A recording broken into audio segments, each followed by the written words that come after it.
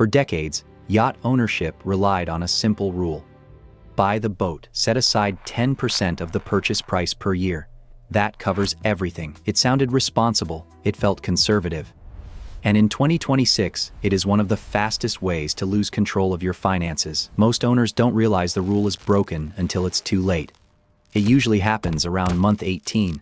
A software upgrade, a mandatory certification, a compliance cost that didn't exist when they bought. That's the moment the math collapses. Because the 10% rule assumed a world that no longer exists. Today, yacht ownership operates under variable escalation. Costs are no longer tied to purchase price. They are tied to complexity, regulation, and human infrastructure. And once those variables turn against you, there is no graceful exit. Today, we're going to break down why the 10% rule died, what replaced it, and why owners who still rely on it are almost guaranteed to exit early. Yachts used to be mechanical objects. If something broke, you fixed it. If a system failed, any competent engineer could repair it. That era is over. A modern yacht is a proprietary ecosystem, stabilization systems, navigation software, engine monitoring platforms, satellite communication stacks. These systems are locked. When something fails, you don't buy a part. You buy access. A flown-in technician, a license key, a software validation window, and the downtime while your yacht sits unusable. Maintenance no longer scales with inflation. It scales with manufacturer monopoly. Owners are often shocked to discover that a software update can cost 6 figures, not because the update is complex, but because access is controlled. And here's what most buyers miss. Outdated systems don't just cost more to fix. They reduce insurability, they reduce charter eligibility, and they quietly poison resale value. But proprietary systems are predictable pain. The next layer is where costs become volatile. In 2026, regulation is no longer background noise. It is an active expense category. Carbon compliance, environmental certifications, operational transparency mandates. In certain regions, a single regulatory update can swing your monthly burn rate by double digits. And then there's insurance. Insurance is no longer priced on hull and engines alone. Insurers now audit behavior, crew turnover, digital maintenance logs, usage patterns, compliance history. If your yacht appears idle, disorganized, or undermanaged, premiums spike. Sometimes coverage disappears entirely. The 10% rule assumes stability. In reality, regulation and insurance now function as penalty systems. They punish owners who guessed instead of modeled. You can manage technology. You can absorb regulation, but the most dangerous cost isn't mechanical. It's human. Crew used to be labor. In 2026, crew is infrastructure. Modern yachts require captains who manage risk, compliance, and systems.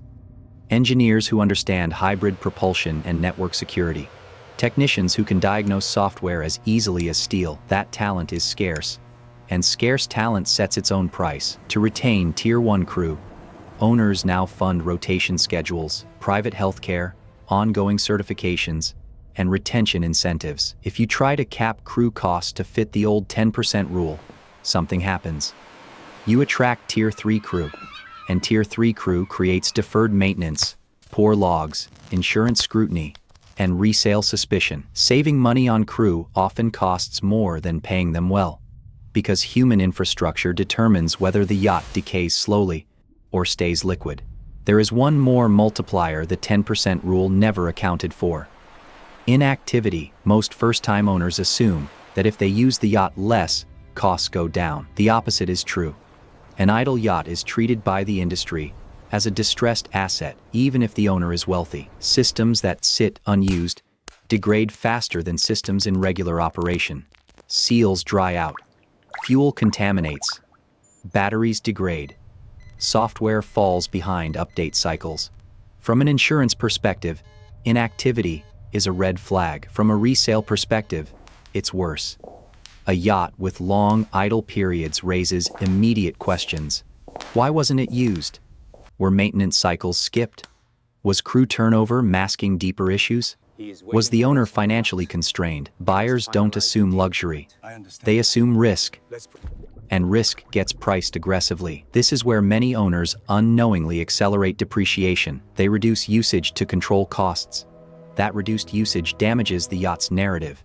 That damaged narrative lowers resale confidence, which forces deeper price cuts at exit. When owners realize costs are higher than expected, they often enter what feels like a responsible phase. They trim crew, they delay refits, they reduce cruising, they postpone upgrades. This feels rational. In reality, it creates compounding damage. Deferred maintenance doesn't just stack expenses, it creates asymmetric loss. A missed refit window doesn't double future cost, it can triple it. A skipped certification doesn't pause compliance, it triggers scrutiny. Once a yacht enters survival mode, it rarely recovers its original market position. The asset stops behaving like a premium yacht and starts behaving like a liability with polish. In 2026, yachts don't sell on specifications alone. They sell on confidence. Confidence comes from clean logs, stable crew, continuous upgrades, regular usage, and predictable operating structure. Buyers pay a premium for assets that feel controlled. They discount assets that feel managed emotionally. This is why two nearly identical yachts can trade millions apart. One signals order. The other signals struggle. The 10% rule trained owners to budget. It never trained them to signal confidence. And the market punishes that mistake mercilessly. There is another detail most buyers don't realize until they're already trapped. Costs don't just rise. They reclassify.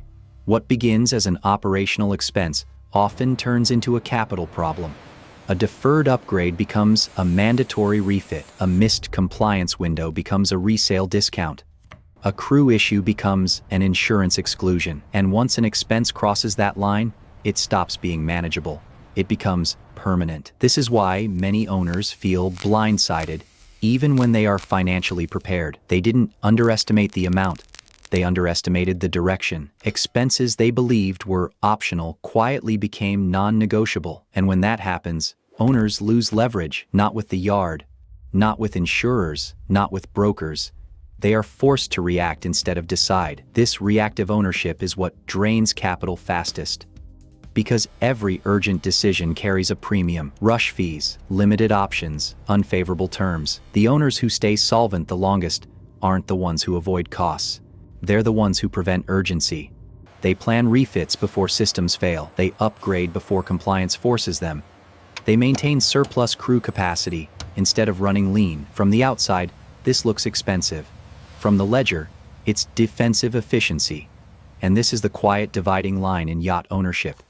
Those who manage proactively preserve flexibility. Those who manage reactively lose it. The 10% rule never accounted for urgency risk. But urgency is one of the most expensive forces in luxury ownership. Once urgency enters the equation, the structure has already started to break. So, what replaces the 10% rule? Not a new rule of thumb. A survival ratio. For modern yachts, baseline survival cost now sits between 14 and 22% of hull value per year. That's the cost to remain insurable, compliant, crewed, and sail-ready. Below that, you're deferring reality. Above that, your system is broken. The owners who survive long-term aren't wealthier. They're more precise. They model ownership like a business. They plan exits before entry. They treat the yacht as an asset with a burn rate, not a toy with a fuel bill. And this is the final distinction most buyers miss. Ownership is not about how much the yacht costs. It's about how long you can hold it without the structure turning against you. Because once the structure breaks, no amount of passion, prestige, or sunk cost can repair it. In the next video, we're going to break down why your selling strategy starts the day you buy, and how the invisible system decides who exits with capital intact, and who is forced to sell when the market already knows they've lost control. This is the Yacht Ledger.